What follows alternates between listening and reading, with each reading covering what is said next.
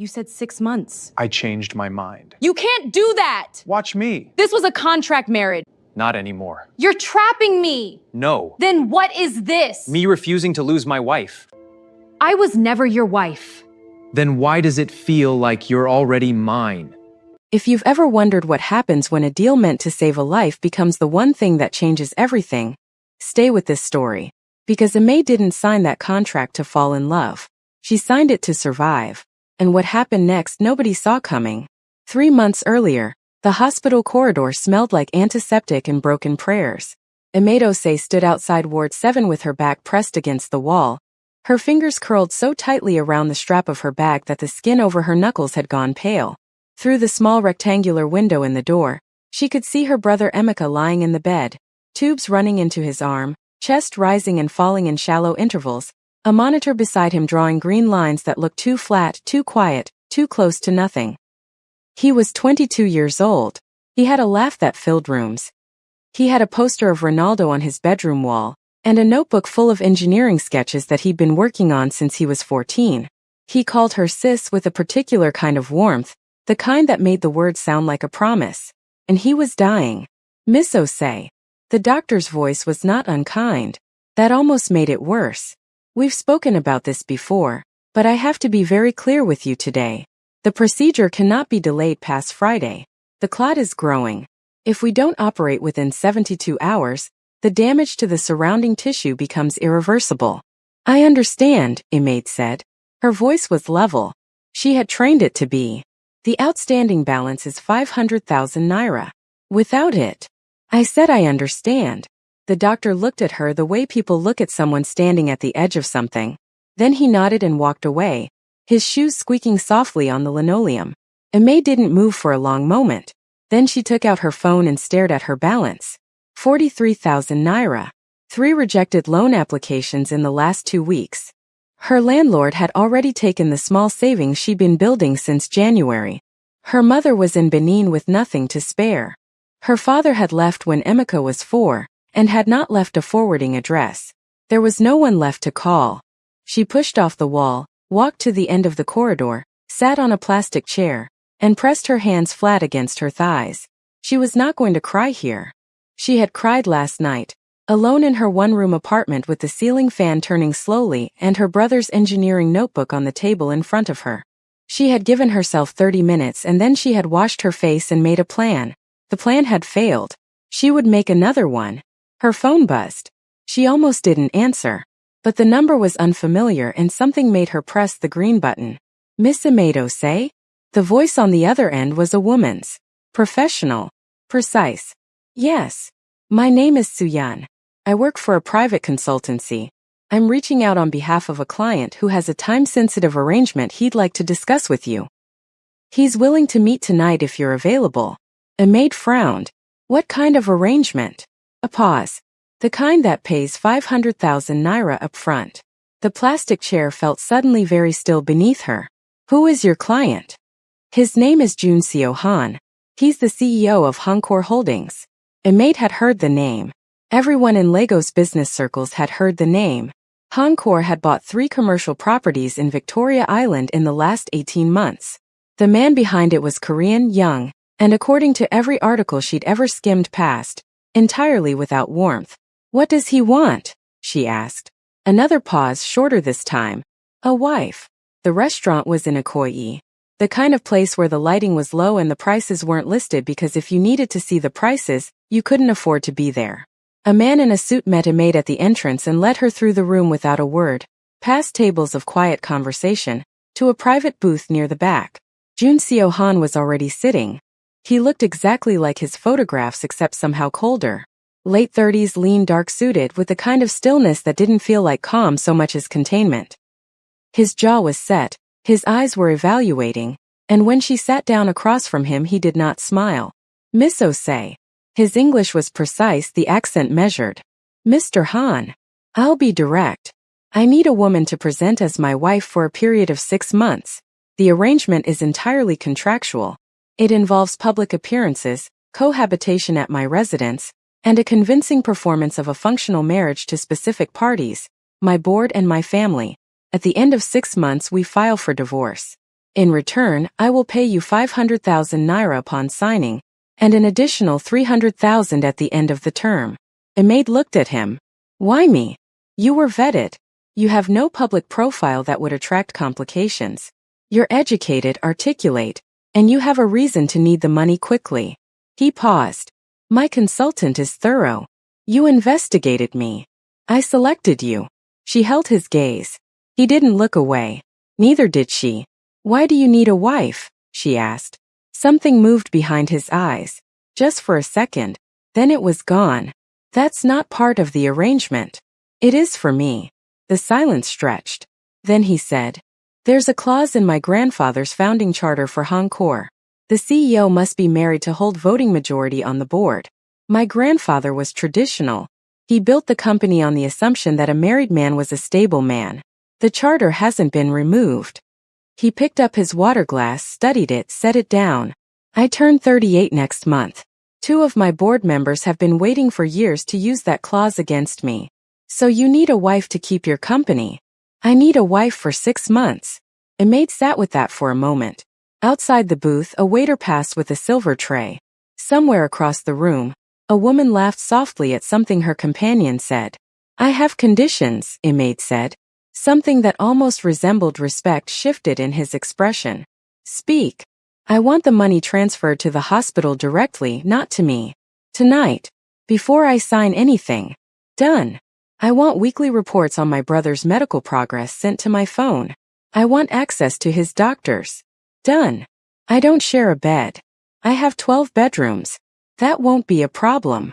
And when this ends, she held his gaze, it ends completely. No contact. No complications. That is the point of a contract, he said. She looked at him for a long moment. He looked back, patient, still unreadable as stone. She picked up the pen. The mansion was in Lekki Phase 1, behind a wall that was taller than anything it needed to be, with a gate that opened silently like it had been told to behave. Imade arrived the next morning with a single rolling suitcase, and the particular expression of someone who has decided not to feel things they cannot afford to feel. Suyan met her at the door. The interior was all clean angles and expensive silence. White marble, low furniture, art on the walls that probably had names she'd never heard. A staircase curved upward on the left like the spine of something architectural and proud. Junseo was standing at the far end of the entrance hall, phone pressed to his ear, speaking in rapid Korean. He glanced at her arrival the way a man glances at a clock, acknowledging, functional, brief, and then turned away to continue his call. Suyan showed her to a room on the second floor. Large windows, a bed dressed in white linen, a private bathroom tiled in gray stone. It was the nicest room Imade had ever stood in, and she felt nothing about that because feeling things about it would cost energy she didn't have. Suyan set a folder on the dresser. The contract details. His schedule for the week. Your first public appearance is Thursday. A dinner with 2 board members and their wives. The story is that you met in London 18 months ago while he was at a conference. You were working at a trade consultancy. You dated quietly and married privately 3 weeks ago. 3 weeks ago, Imade repeated. Yes. The timeline needs to be recent enough to explain the surprise but long enough to suggest seriousness. Suyan paused. He'll brief you himself on specifics before Thursday. After she left, Imade sat on the edge of the bed and looked at the folder. Then she looked at her phone. A message had come through from the hospital 2 hours ago. Payment received in full. Surgery scheduled for tomorrow morning, 7 a.m. She read it twice. She set the phone face down on the mattress. She pressed her hands together in her lap and breathed. Her brother was going to live. That was the only thing that was real right now. Everything else, the marble floors, the contract, the cold man downstairs, was just the price of that realness. She could pay it. He found her in the kitchen at midnight. She hadn't been able to sleep. Her brother's surgery was 7 hours away and her mind was doing the thing it always did in the dark. Cycling through every possible bad outcome with a thoroughness that felt almost deliberate. Like her brain was trying to punish her for not having a better plan earlier. She was making tea, standing at the wide kitchen island in her sleepwear, when she heard footsteps and turned to find Junseo in the doorway in a dark shirt and loose trousers, looking like a man who also hadn't slept. They looked at each other. I'll go, she said. You don't have to. She stayed. He crossed to the refrigerator, opened it, stood studying its contents with the blank consideration of a man who wasn't actually hungry but needed something to do. He took out a bottle of water and closed the door. "Surgery is tomorrow morning," she said. She didn't know why she said it. "I know." He paused. "He'll be fine. The surgeon is Kim's referred team. They're the best working in Lagos right now." She stared at him. "You chose the surgical team?" He looked at the water bottle. "Soohyun handles logistics." That's not an answer. He didn't give her one. He set the water bottle on the counter, looked at her for a moment with something she couldn't name behind his eyes, and then walked back out of the kitchen.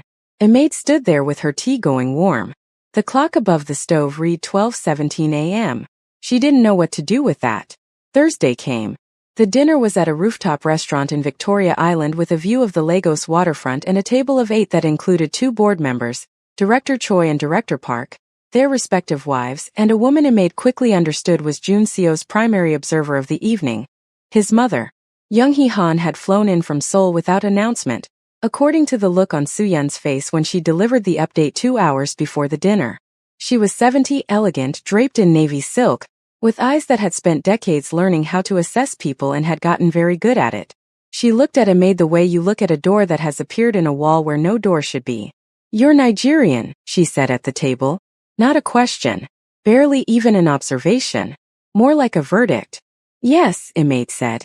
Her smile was pleasant and did not waver. "Jun Seo has never mentioned Africa. I suppose he's private about some things." She reached across the table and touched his hand, the way they'd agreed, natural, casual, married. "Aren't you?" Jun Seo looked at her. There was something in his eyes that wasn't in the script.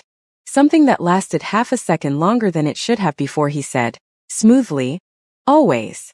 His mother's gaze moved between them like a searchlight. Director Choi leaned forward. "How did you two meet?" "London," Jun Seo said. "A conference," a maid added. "He sat next to me at a panel on emerging market infrastructure and told me my questions were better than the speakers." "Were they?" Director Park's wife asked, charmed. "Significantly," Jun Seo said. A maid glanced at him. He was looking at her with an expression that was almost not quite but almost warm. Calibrated for the audience, she reminded herself. This was the performance. This was what she'd been paid for. She smiled at Director Park's wife and reached for her wine glass. Under the table, she felt Jun Seo's hand settle over hers, just for a moment. Not for the audience. No one was looking. She didn't pull away.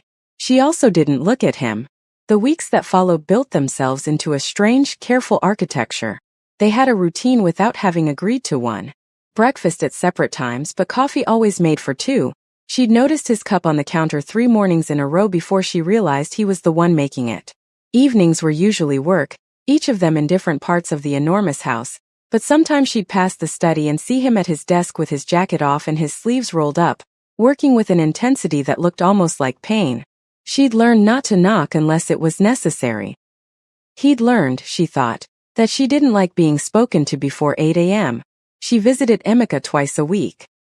He was recovering well, better than the doctors had initially projected.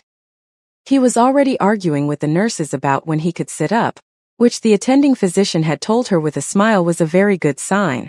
"Who paid for this place?" Emeka asked her one afternoon, looking around the private recovery ward with its large windows and quiet staff. "I did," a maid said. He looked at her with his familiar too perceptive eyes. "How?" "I got a contract job." "What kind of contract job, sis?" "The kind that pays well." She adjusted his blanket with crisp efficiency. "Rest." He caught her wrist gently. "Are you okay?" She looked at her little brother. His face still thinner than it should be. His eyes still more tired than she liked, but alive, present, arguing with nurses and asking questions and entirely undeniably there. Her chest did something complicated. "I'm fine," she said. "Go to sleep." It was Soohyun unintentionally who broke it open. A maid had been looking for a document, a public appearance schedule for the following month, and had gone to Soohyun's office on the ground floor when she heard voices inside. The door was slightly open. She'd raised her hand to knock and then heard her own name and paused. If she files before the 6 months, the board can still invoke the clause. A man's voice. A lawyer, she thought. She won't file. In. But if she does.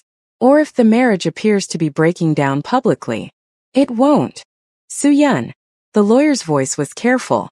The inheritance transfer is tied to the marriage standing. If the board declares the marriage invalid or calls an emergency vote before his birthday, he loses the majority stake.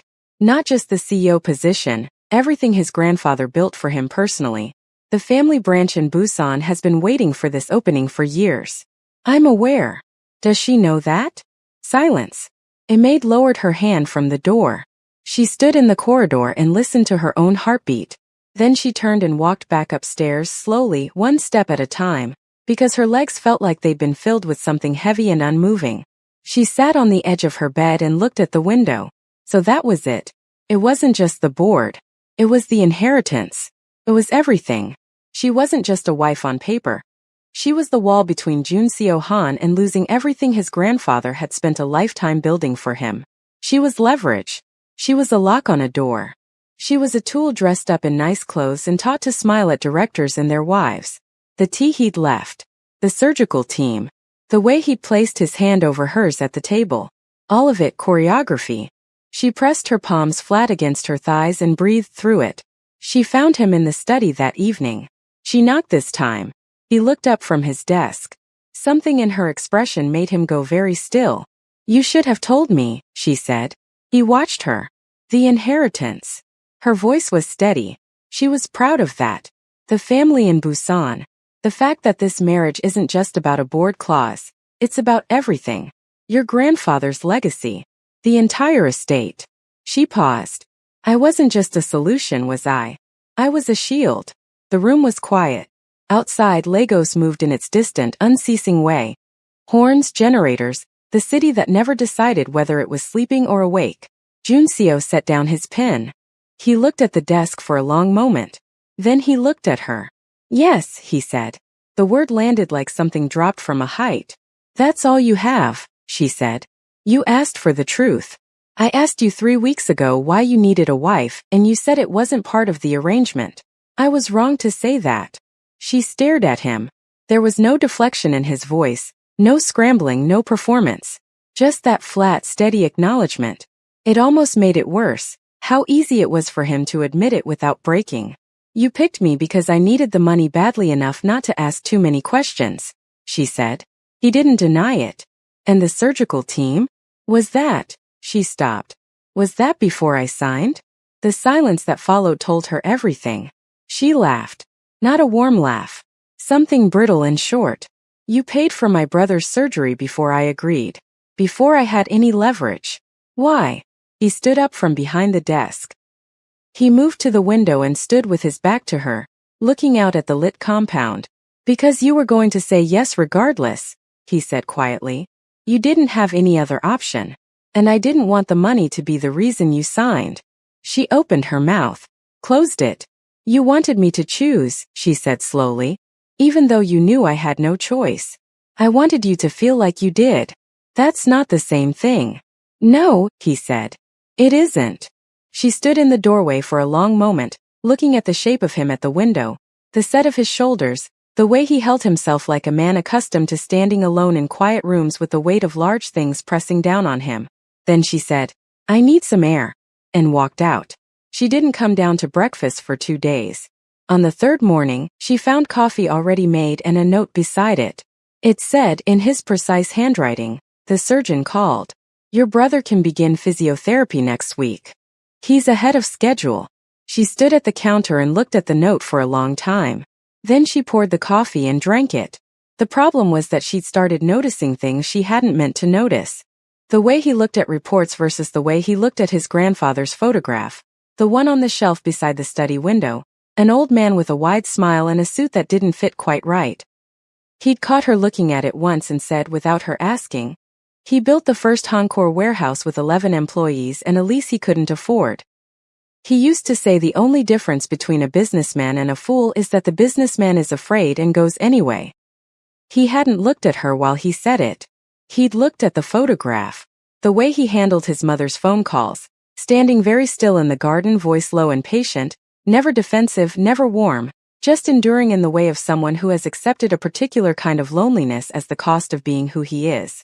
The way once she'd come down at 2 a.m. to find him in the kitchen not making anything, just sitting at the island with his hands flat on the counter and his eyes closed. And when she asked if he was all right, he'd opened his eyes and looked at her like she was an unexpected light in a room he'd expected to stay dark and said, "I'm fine," in a voice that wasn't convincing and somehow didn't seem to need to be. She noticed these things. She cataloged them the way you catalog problems you're trying not to solve. She was 40 days into a 6-month contract. She had 80 left. She told herself that daily. The gala was Hongkor's annual investor event, 300 people, a waterfront venue, international press. It was the largest stage the marriage had been required to perform on, and Soo-yeon had spent 2 weeks preparing for it with the thoroughness of a general planning a campaign. Maid wore deep burgundy. Her hair was up. She'd been told by 3 different people on the way in that she looked stunning and had said thank you each time with the automatic ease of someone who'd trained herself to receive compliments like traffic. You acknowledge them, you let them pass, you keep moving. Jun Seo found her near the window at the edge of the main hall, looking out at the water. He'd been across the room in conversation with investors for the last 40 minutes and she'd felt, distantly, his occasional glance, finding her the way you glance at something you're trying not to stare at. "You're doing well," he said quietly, arriving beside her. "I'm standing next to a window. You're making 14 people in this room believe I have the kind of stability that warrants their investment." He was looking at the water too. "That's not standing. That's work." She looked at him sideways. "My mother called this afternoon," he said. "She said," he stopped. "What did she say?" "She said you reminded her of someone." "Who?" He was quiet for a moment. "My grandmother. The one my grandfather built the warehouse for." He paused. "She said it wasn't a compliment." Maid laughed. A real one before she could stop it. He looked at her, and something happened in his expression that she couldn't fully read but recognized as rare. "I'll take it," she said. He almost smiled. 58 days in, something shifted. She couldn't point to the exact moment. It was the accumulation of small things, the coffee, the notes, the late nights in separate rooms that somehow felt like the same room. The way he said her name when he needed her attention, quietly, like he was trying not to startle her, like he knew she was always slightly braced for something difficult.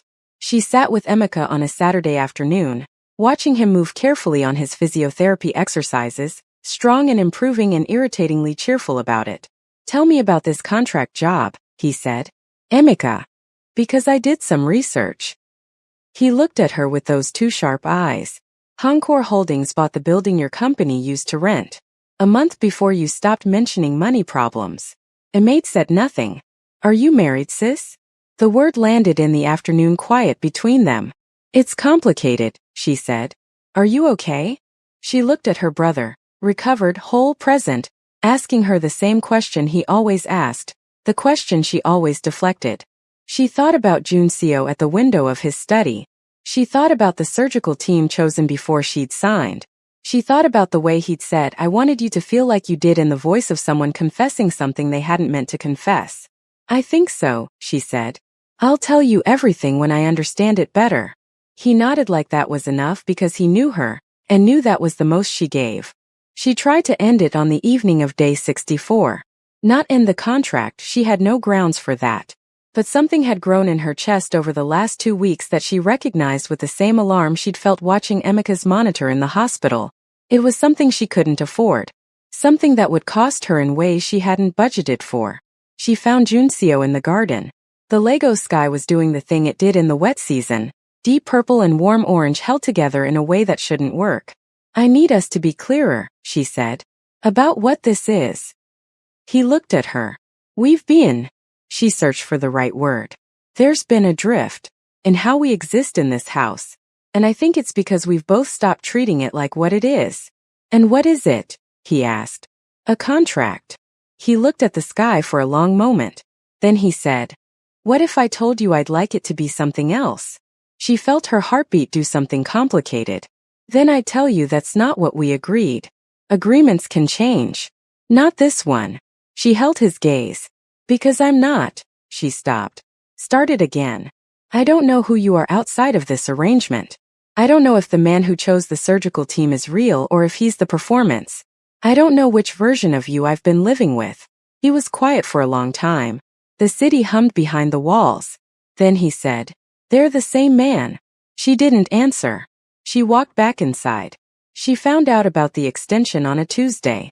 Soo-yeon called her into the downstairs office with the expression of a woman delivering news she'd have preferred to give differently. Mr. Han filed an amendment to your contract 3 weeks ago, she said. The 6-month term has been extended. The room went very still. Extended how long? A maid asked.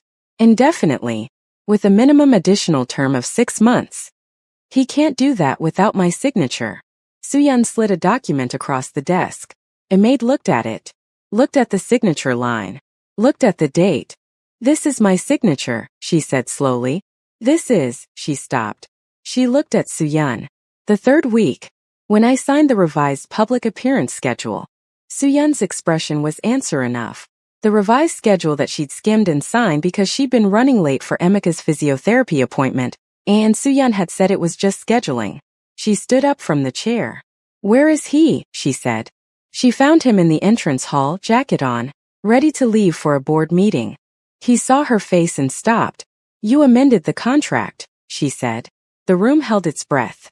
Yes, he said. You buried it in a scheduling document. He said nothing. You said you wanted me to feel like I had a choice. Her voice was very controlled. And then you took the one choice I had left. A maid. You said 6 months. She took a step toward him. You gave me your word. I know. Then why? The question filled the hall, bounced off the marble and the high ceiling and the expensive silence, and landed between them like something raw and exposed. Jun Seo looked at her. For the first time since she'd known him, he looked unguarded. Not performing. Not contained. Just a man who had done something he couldn't take back and was standing in the consequence of it. Because I can't let you go, he said. The words were quiet. They had the weight of things said after a long time of not being said. A maid stared at him. The anger was still there, real and justified, but beneath it something else was pressing upward. Something she'd spent 68 days keeping carefully below the surface, and she hated him a little for making it difficult to stay angry. That's not your decision, she said. I know. This isn't love. Her voice broke slightly on the last word and she hated that too. This is control. This is you using the same leverage you've been using from the beginning, the money, the contract, Then why? He said, and his voice was rougher now, not smooth, not calibrated. Does losing you feel like death? The hall went completely silent. She looked at him, this man who had walked into her desperation with a pen and a price and a reason that turned out to be bigger than he'd admitted. This man who made coffee for 2 and chose surgical teams in advance and stood alone in dark rooms with the weight of inheritances and grandfathers and loneliness pressing down on him, and she did not know what to do with what she felt. You violated my trust, she said finally. Again. Yes, she would make that choice herself. Whatever it cost. If this story kept you watching, you already know why this channel exists. Subscribe and hit the bell. The next episode is coming. And this is only the beginning of what a maid and Jun Seo have to face.